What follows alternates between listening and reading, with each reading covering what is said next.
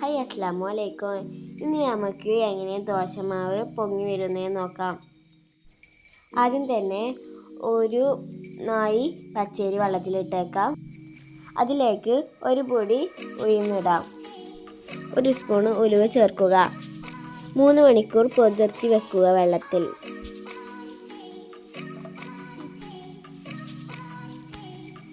മൂന്ന് മണിക്കൂർ കഴിഞ്ഞ ശേഷം വൃത്തിയാക്കി കഴുകിയെടുക്കുക. ഇനി മിക്സിയിൽ അരച്ചെടുക്കുക. ഇങ്ങനെ അരച്ചിട്ടുണ്ട്.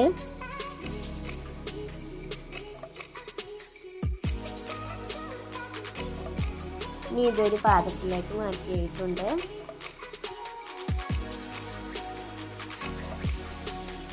ഇനി ഒരു 8 മണിക്കൂർ ഇത് പതക്കാൻ വെക്കുക.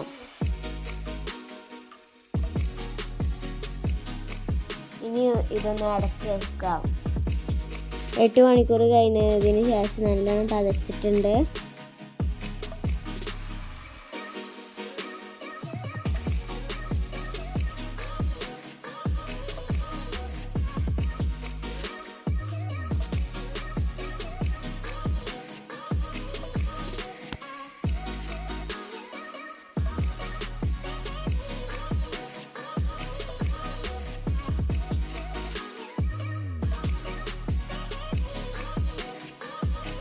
നമുക്ക് ദോശ ചുടാം.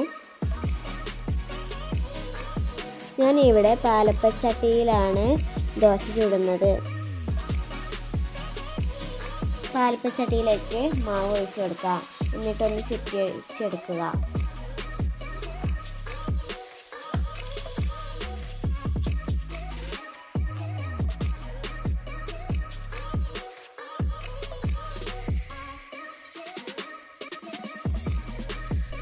ചെറുതായി ഹോൾ വന്നതിന് ശേഷം ഒന്ന് അടച്ചു വെക്കാം.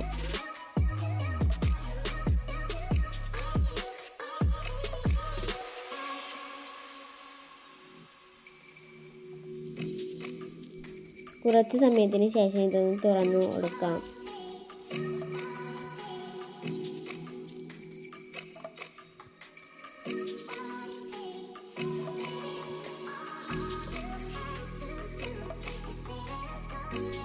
ഇനി തുറന്ന് നോക്കാം.